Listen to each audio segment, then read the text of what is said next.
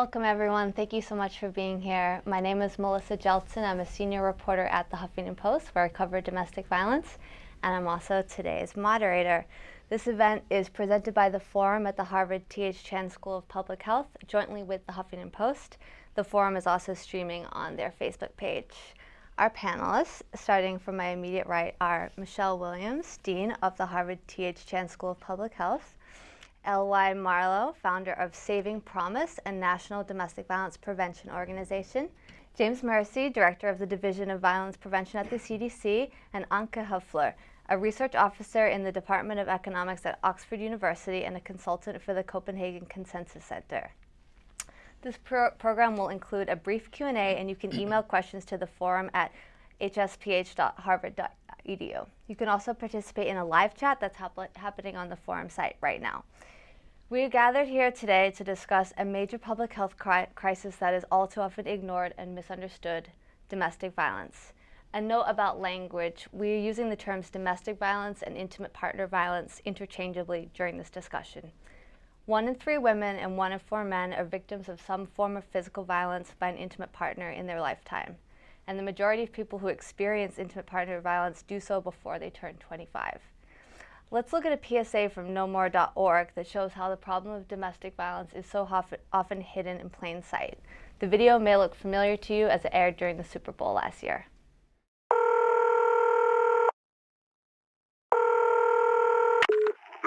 Operator 901, where's the emergency? 127 Brynmere. Okay, what's going on there? I'd like to order a pizza for delivery. Ma'am, you've reached 911. This is an emergency line. Large with half pepperoni, half mushrooms. You know you've called 911. This is an emergency Do you line. know how long it'll be? Okay, ma'am, is everything okay over there? Do you have an emergency or not? Yes. And you're unable to talk because... Right. Is there someone in the room with you? Just say yes or no. Yes. Okay, it looks like I have an officer about a mile from your location. Are there any weapons in your house? No. Can you stay on the phone with me? No. See you soon. Thank you.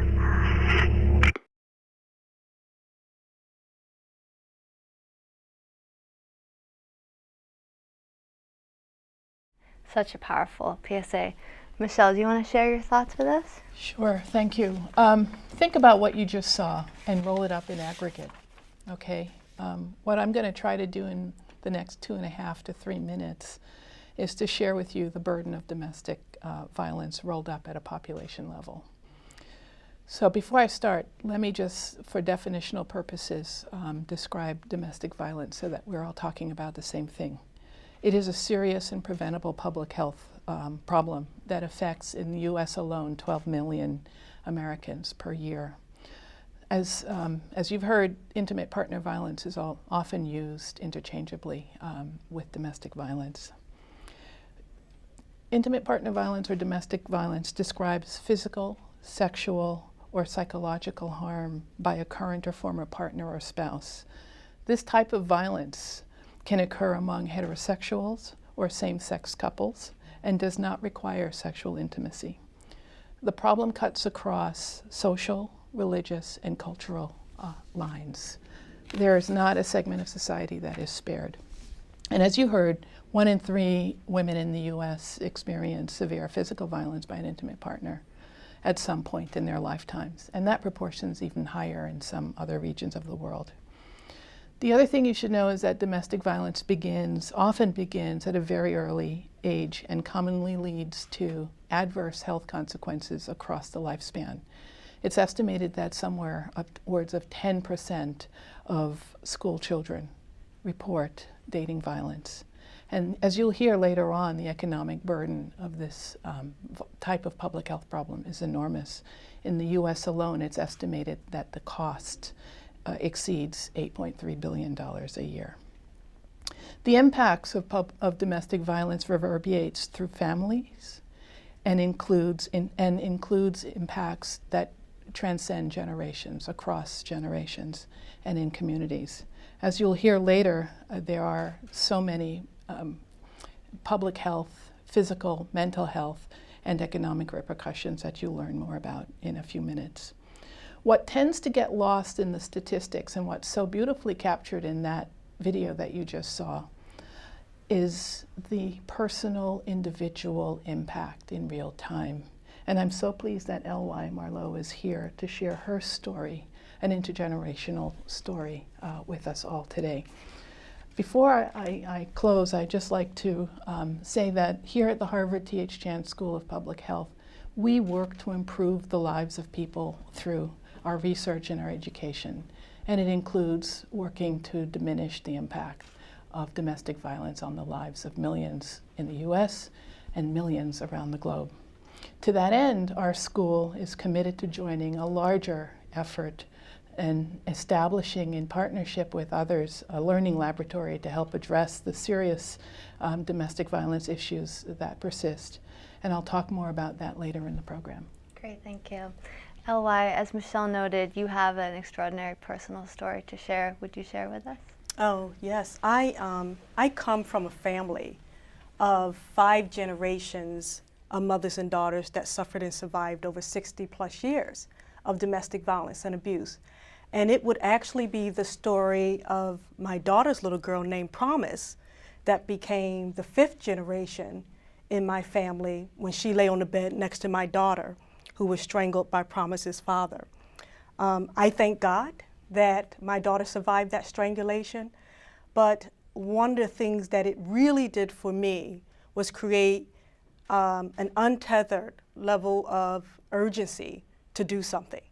So I immediately got my daughter and Promise to safety, but made a decision that I wanted to launch a national organization called Saving Promise, particularly after I had walked away from a 20-plus year corporate career. I felt like not only did I have a voice to add, because if I can share my family story that could ultimately break the silence and open up the conversation, that would be one accomplishment. But more importantly, I wanted to launch a national call to action with a focus on prevention, to shift the conversation from intervention to prevention, for reasons that I would hope that young women like my daughter would be prevented from getting in abusive relationships. Thank you for sharing that with us. Yeah, there are so many people like your family that have been exposed to domestic violence. Let's take a look at another clip that just shows some of the sheer numbers in the US. And this clip was from the Huffington Post, from a big project I did earlier this year.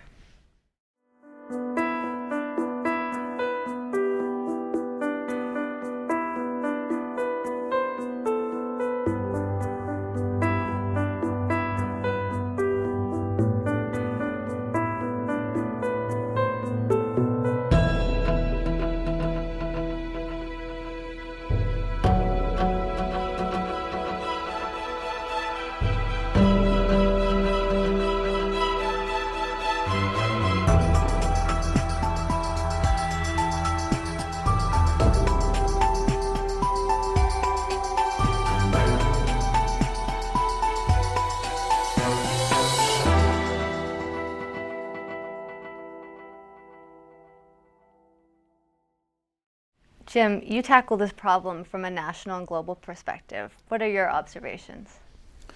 Well, I want to emphasize a few things. First, as we've already heard, this is a really big problem, both in the U.S. and around the world.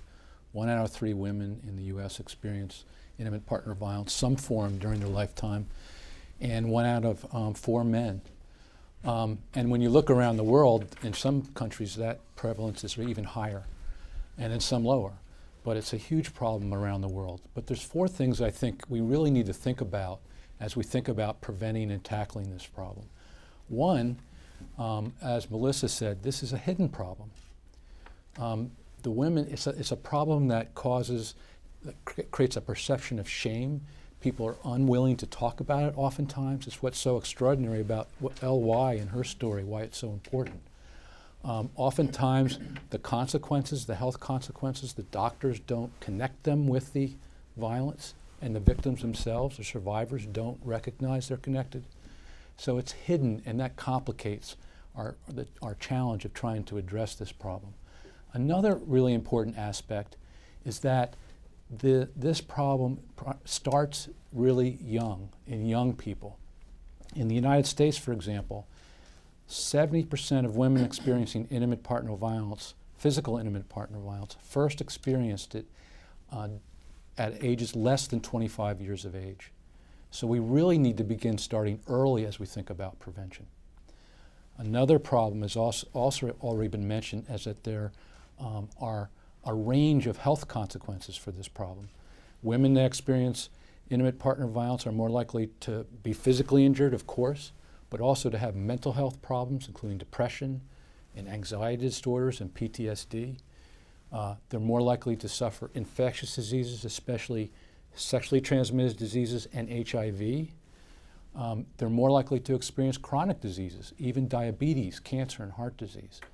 So what that means is that actually, if we can prevent intimate partner violence, it's strategic from a public health perspective, because we can affect a range of health outcomes, not just one, but actually multiple health outcomes.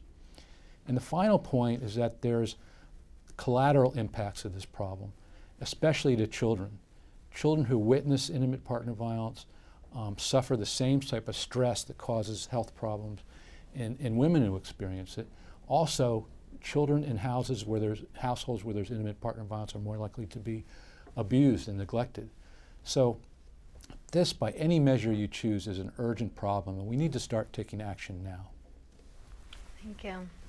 One aspect of domestic violence that may be greatly underappreciated is social cost. Anka, you've written about this issue. What have you found? So this is joint work with Jim Fearon. He's a political scientist in Harvard and I'm an economist. So we were asked by the Copenhagen Consensus about what does this problem cost the world? What is violence general? Yeah, from whatever violence you can think of, from civil wars to terrorism to homicides to domestic violence against women and children. So unfortunately it's very bad data about violence against men worldwide, so we concentrated on women. So with the available data we had, we just sort of set about it as social scientists do and gathered the existing evidence and found very quickly that civil wars, the stuff you see on your television screens every day, actually kills far fewer people than interpersonal violence. Yeah, so about 6 times as many people killed in homicides than in these collective types of violence. And homicide is predominantly a male problem, so most victims are male, 77%, but out of the women, it's already been touched upon, about 40% of victims worldwide are killed by their intimate partner, current or former intimate partner. And when you actually compare the numbers, more women are killed by people they know than in civil war violence. So that sort of maybe shows you the sort of scale of the problem.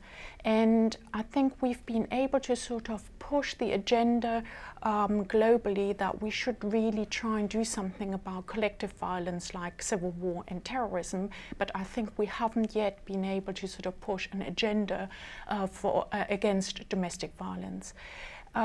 It's interesting that in these rates vary a lot across the world. The evidence comes from surveys, so these are confidential surveys where women, as I said, we don't have any evidence on men, sort of report what happens to them. And the poorest region in the world, sub-Saharan Africa, seems to have the highest prevalence rates. So I would like to urge you to think of domestic violence not only as a human rights problem where your physical integrity is compromised, but also, and a public health problem as already been stated, but also as a development problem because these women have enormous problems throughout their life and never fulfill their sort of economic and social potential inside and outside of their homes. It's also an issue of fairness. If we concentrate on problems that mainly are suffered by men, as we have at the moment on civil wars, then we're sort of not looking at the problems that affect women the most, which is domestic violence. Thank you. Great, thank you.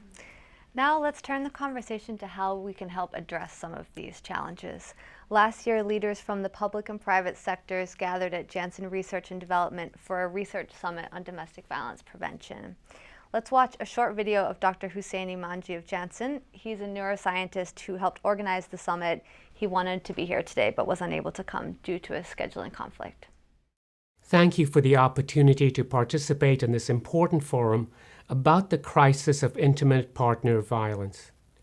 I trained as a psychiatrist and neuroscientist and can attest to the tragic effects of physical and psychological abuse, including possible lifelong mental and physical health problems. The need to prevent domestic violence is a human issue and a major societal problem. As a community, we have to take a stand against abuse and protect victims. We also need to support and conduct more research in this area.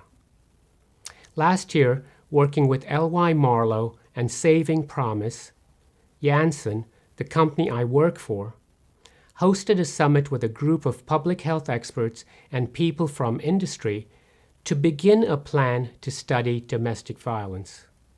The group's goal was to better understand causes, why people become abusers, how to protect those vulnerable to domestic abuse, and what can be done to prevent it in our society.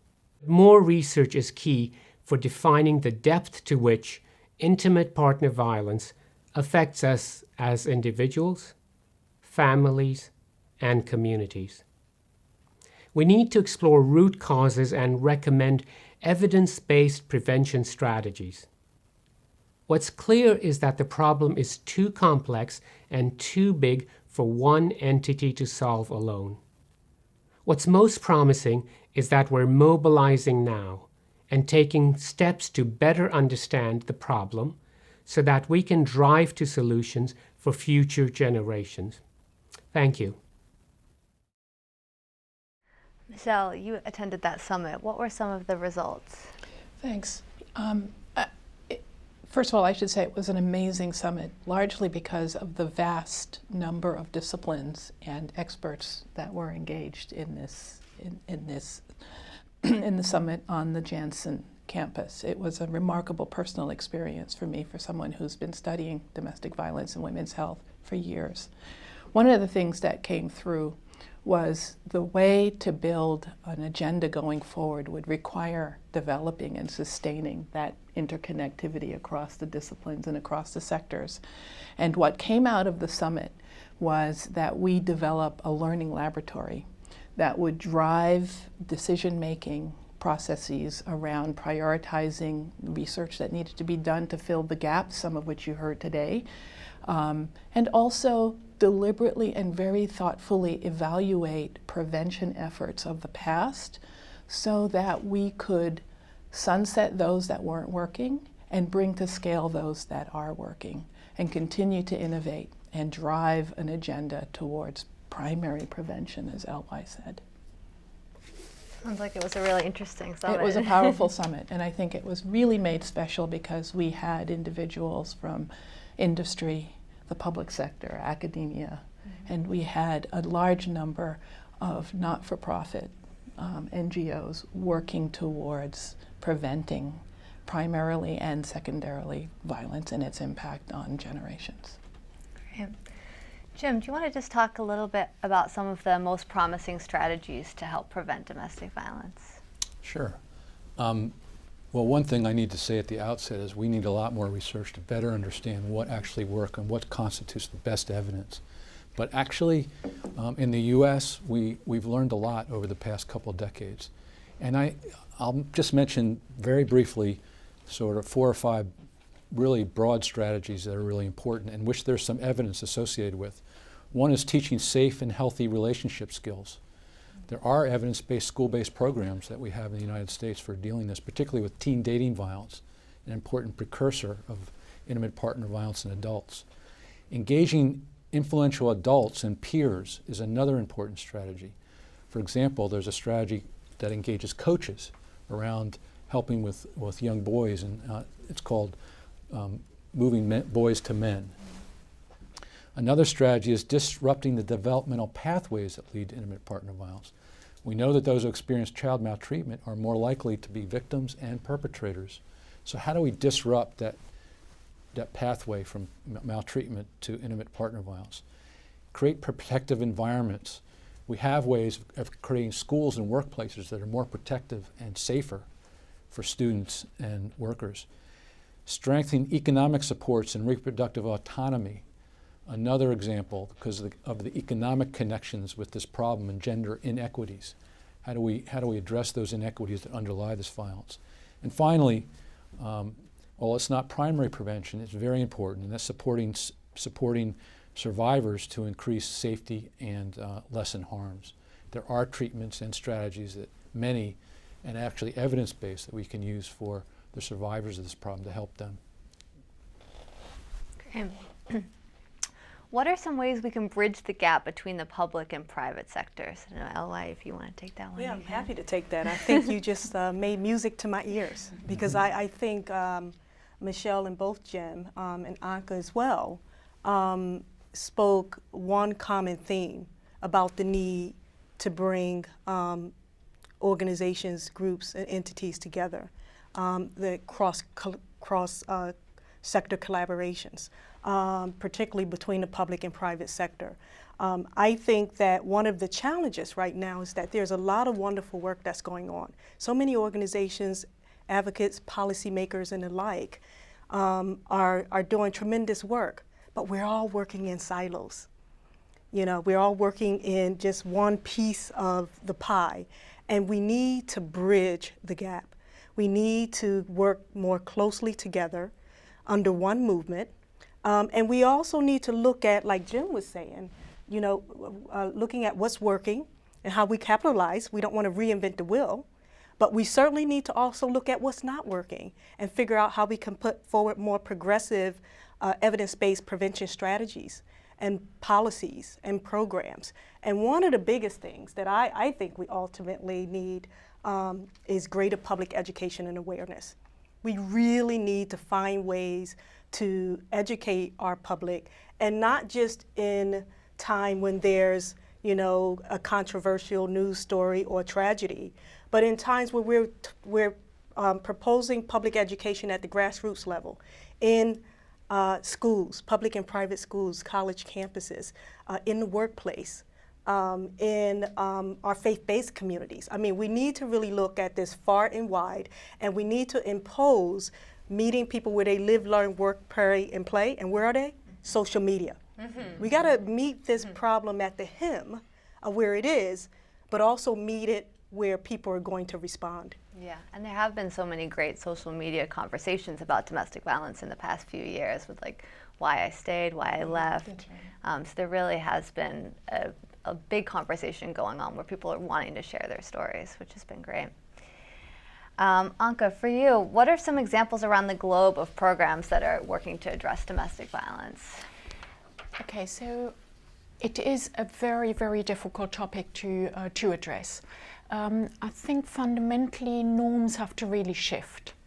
So the attitudes of a lot of men that women belong to them and they can do whatever they like to them needs to be changed. So from attitudinal surveys, for example, in sub-Saharan Africa, we know that women as well as men agree that a husband has got the right to hit his wife if she leaves the children unattended, if she burns the food, if she's unfaithful, and so on. So these norms have to shift, and they only shift very slowly over time.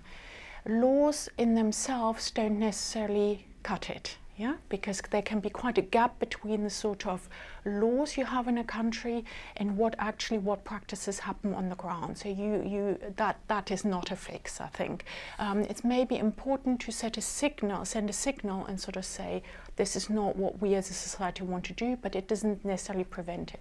So I think it's the sort of conversations, it's the media. So for example, you can have messages very often to men. There's a Sasa, which is Swahili for now. It's a very positive message to men in Uganda to sort of say, to be a real man, you don't hit your wife, you talk things through, and to sort of set an example to your children and to sort of make the domestic sphere a safe and a place for everybody to be. In the United Kingdom, there was recently, this is a soap opera, a long-running soap opera on the radio where they sort of just put in a story about domestic abuse. There was huge discussion in the United Kingdom. 20% more calls to domestic helplines. And even though this was a totally fictional story, people just wanted to donate. So just giving £100,000 was sort of made available. And there was a lot of discussion. So these types of programs, South Africa's had some and so on, and they don't cost much money. Yeah, and the benefits you can sort of get from these types of it's an existing soap opera, and you just sort of embed a story can be enormous. Thank you. So what resources are really needed at this point to better support survivors? And that can go to any of you who are burning with a desire to answer it. Well, let me start by saying what is so common across all of our remarks so far is the need to break down the silos, to break the silence, and to make this crisis less hidden. And I think the resources necessary for that will certainly include monetary resources. But I also think we have to use the technology and the skills we have in a disruptive way that literally breaks the silos, the silence, the hidden. I also think the resources, again, may not necessarily be fiscal, but a change in attitude. We heard so eloquently about laws. I can speak to countries and municipalities with beautifully written laws, well-intentioned laws on the books, but without accountability and responsibility and attention to enforcement, those laws haven't meant much to women and families. Jim, would you talk a little bit more, you touched on it briefly, but about how kids are affected by growing up witnessing domestic violence? Sure. One of the things that scientists are talking now about is that we understand that exposure to violence, particularly as a child, but even through young adulthood, can actually change the brain. That what scientists are calling toxic stress can actually alter the brain structure in different ways that increases risk for health problems down the road. So even witnessing violence, not experiencing it directly in a child, can actually have these longer-term effects on health because of the stress's impact on changing brain structure in ways that increase their likelihood to engage in risk behaviors, abusing drugs, overeating, and other things that can lead to other health problems. So, and when you accumulate these things, like if a child witnesses his intimate partner violence in the home and is also abused, that even makes greater likelihood that they'll experience health problems down the road. So it can have a profound impact on children, and it's really an important part of this problem that we need to pay attention to. Great. So, we're talking about solutions to domestic violence and how to prevent it in the first place. How do we actually evaluate these interventions to see if they're effective? Open to all. Well, I mean, people around the world and in the United States are using the methods we use for other public health problems, random controlled trials, also ecological type analyses, also time series analyses. There's all sorts of methods that we can apply to this problem that we've used successfully to find out what works for other public health problems. So we have a great deal at our disposal, and there's no reason we can't apply it effectively in this area. I would completely agree, and I think what is essential to make that happen is a commitment to advancing the quality and quantity of data that we collect on this topic. And it's part of making it less hidden, but also allow us to measure more the burden, the impact, and evaluate the results of intervention and prevention efforts. Great. I'm just thinking about what can be done at each level. How can workplaces help in this battle of preventing domestic violence and supporting survivors? I think, and let me speak to that from two angles. One is my personal time spent in corporate America, for example, because I mentioned that I walked away from that career to do what I do now. And then my side from being a survivor, coming from 5 generations. I think that the private sector industry in corporate America has an indelible opportunity to really be on the front lines of this. Just as with how we offer education and skill-based training, we can use those types of platforms to educate our employees on public health issues, and particularly domestic and intimate partner violence. One of the reasons why I think that is so critical for the private sector is because at the end of the day, guess who's paying for it, right? We're paying for it through our law enforcement, we're paying for it through our taxes, we're paying for it through our health care policies and programs. So it is important that the public, private, and corporate sector get on the front lines of this and be an ally to help us find solutions around prevention, evidence-based prevention, public education, and help us push it out to their employees, because 52+% of people are in the workplace. This is where people are mass coming together, and this is where we can have the greatest impact. From a personal side, and I'll just use the story of my daughter, when she was strangled by Promise's father, she didn't come to me until she almost died twice. But what if she did? She was working at a very prominent corporation. What if they did have some practices and policies and programs in place that she felt safe? Because again, we also got to think of the element of safety.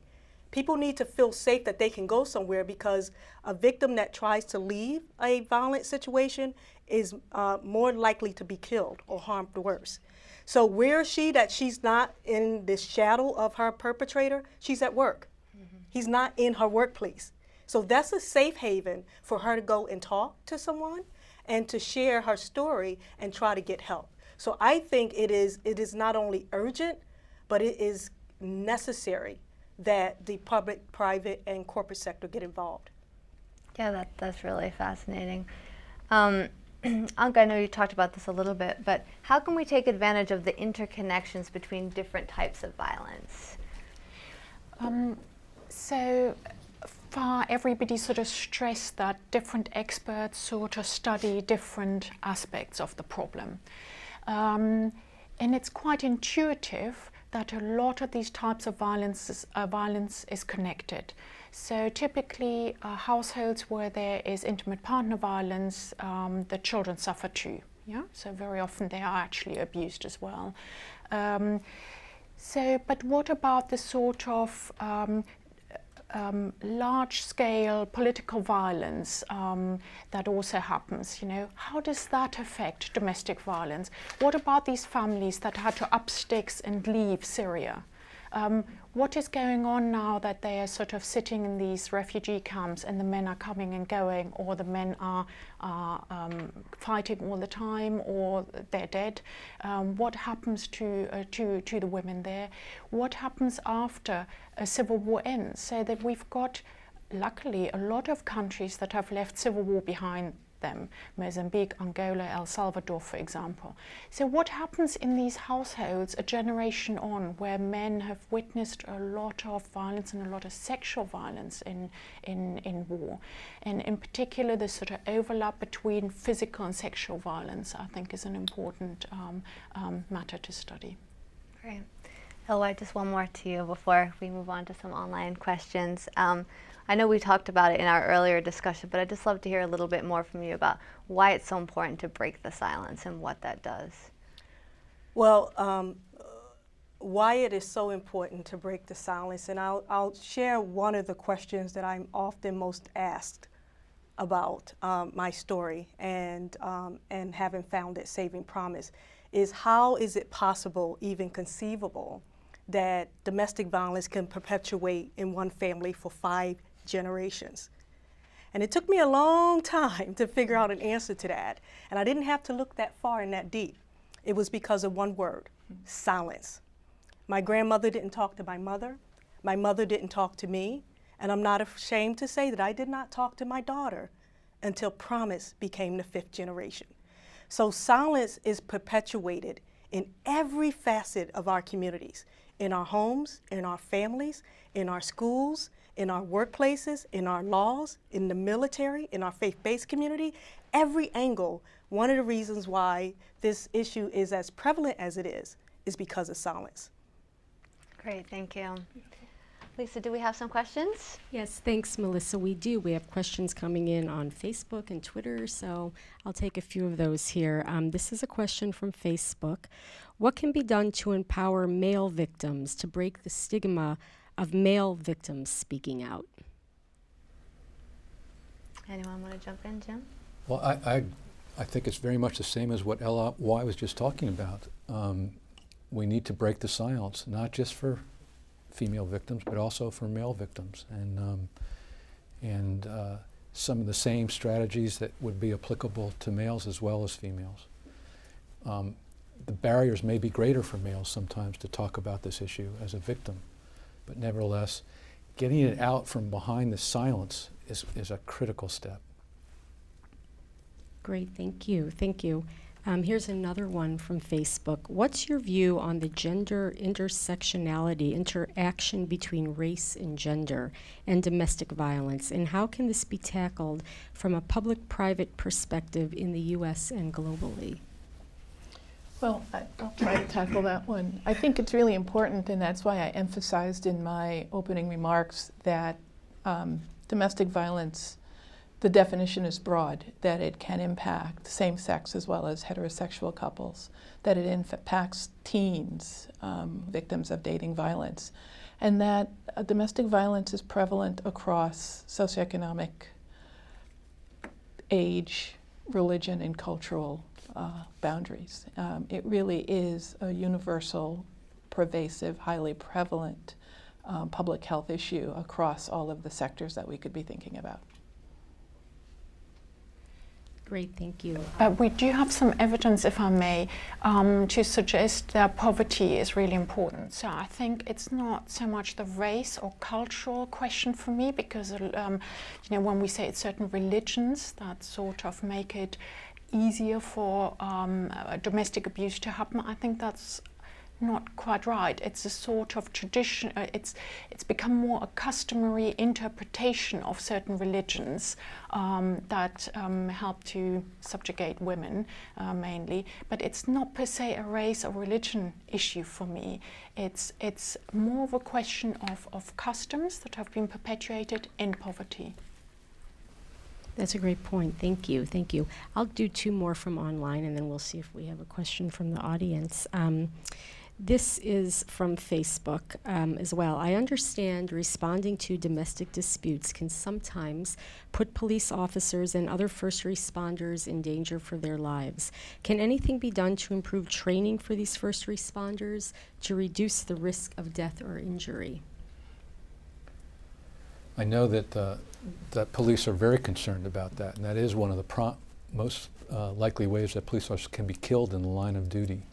So, and I know that they're incorporating this into training for police officers around the country.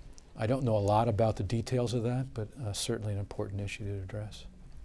So you think that it's becoming more prevalent in the training Yes. for the officers? Particularly in light of all the concern now about violence involving law enforcement officers, both in their causing it as well as being victims of it, for sure. I think there's improved training on screening for lethality in a lot of different areas across the country. So not necessarily the police safety, although I'm sure that the lethality screening would help with that. But in many jurisdictions, they're now asking questions of the survivor and asking about specific risk factors, like have you been strangled before, which we know is an indicator of future domestic homicide. Does your abuser have access to a gun? Does he consistently threaten your life? And then going through, this is all based on Jackie Campbell's research, and then saying, okay, this person's in extreme danger.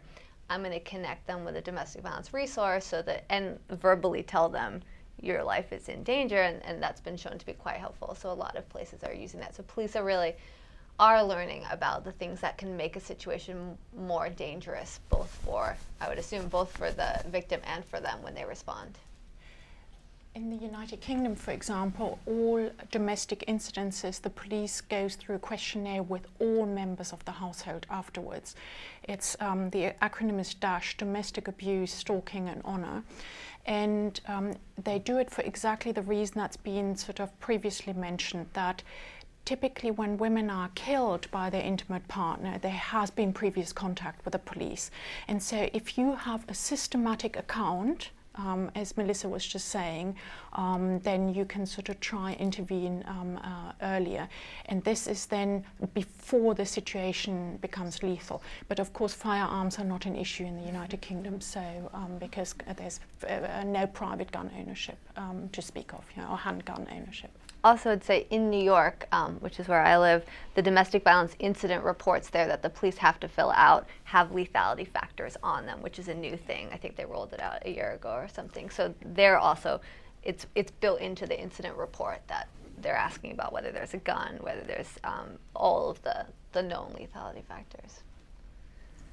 Thank you. I'll do one more from online. Actually, this is from email from Jillian, Michael, and Katie, who work as consultants for a Washington, D.C.-based domestic violence resource center. What can be done for minority and/or immigrant communities, such as Asian Pacific Islanders, who have limited data available about prevalence of domestic violence within their communities? How can we design and implement effective, culturally sensitive interventions for these often overlooked groups? I think that touches on a key point when you think of communities that are often overlooked. And oftentimes they also feel that they're the forgotten outside of children. That's another demographic that is the forgotten. Because you have so many challenges to overcome. You have cultural barriers, you have language barriers, you have in some situations, poverty. And so I think that though there needs to be greater prevention and public education and awareness across the platform, we really need to study those demographics that typically have other challenges and barriers that we often don't think about because we're looking at it through a narrow lens. I also think it's an opportunity to look at areas that intersect with intimate partner violence. That's really key. We're learning, for example, that children who grow up in a violent home tend to become bullies. So we're dealing with the issues of bullying. Human trafficking is another area. I mean, that is a huge issue right now that I see us beginning to shine the spotlight on. And we're trying to figure out, what is the connection between human trafficking and intimate partner violence, because one of the things that many people don't understand is that oftentimes women who end up in a human trafficking situation was charmed through an intimate partner that sort of lured them and was able to gain their trust in order to become a victim of human trafficking.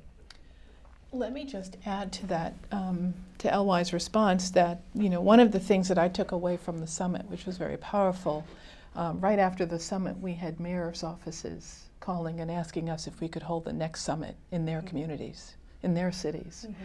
And we spent an awful lot of time at that summit talking about, being able to share best practices in estimating the burden, the physical impact, the mental health impact, the prevalence of the problem in different communities. I asked you earlier on to think about aggregate. Aggregation is good, but not necessarily sufficient to really begin to highlight the unique aspects, dimensions, drivers of domestic violence at a community level.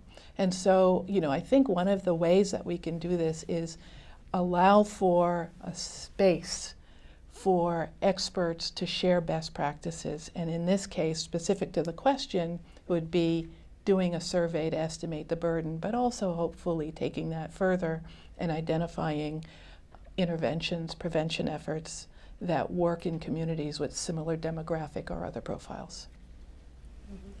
Great, thank you so much.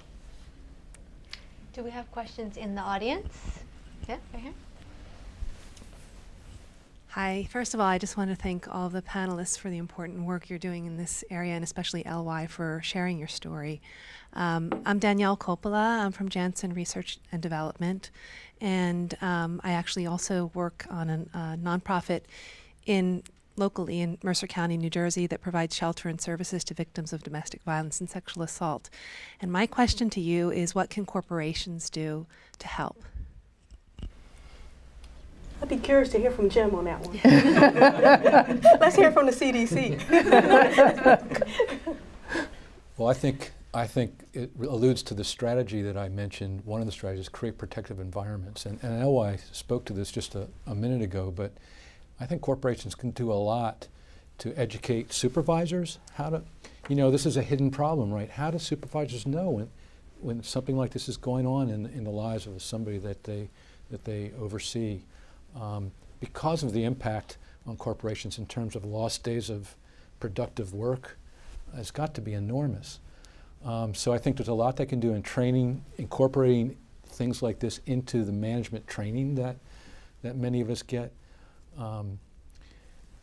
Also, reaching out into the community. I would love for corporations to do more to reach out into the communities in which they find themselves, and like you do in Mercer, but and help partner with community-based organizations that are addressing this problem. So those are just two things I think would be really valuable.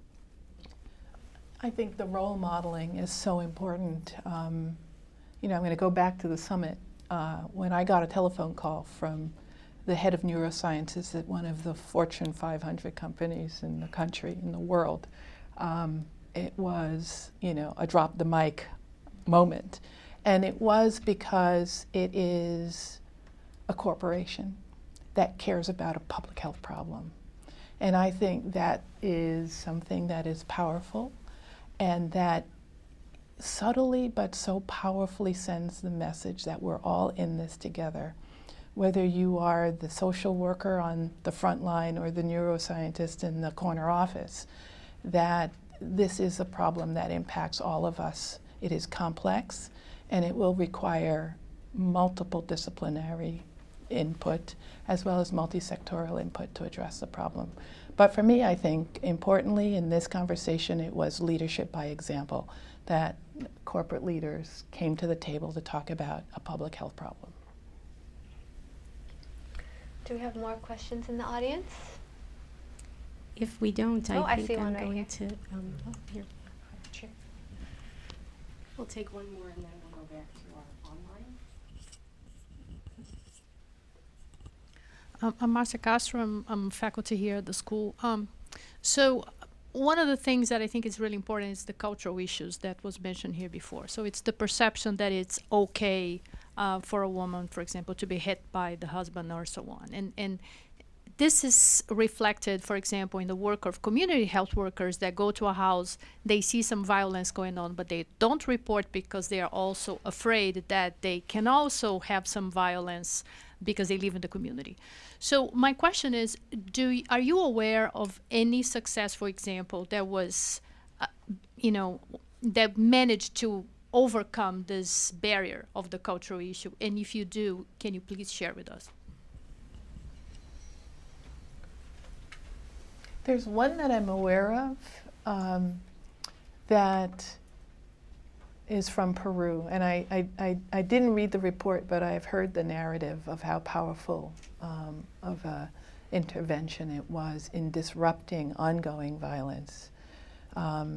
This was a program where NGO taught community members in a very poor area of Lima to, whenever they heard screaming that was indicative of domestic violence, for them to start making noise to raise the awareness of people in the community, in the immediate vicinity, to be as disruptive as possible, to do two things. One, stop the violence from going on, but also call to the attention of the police force.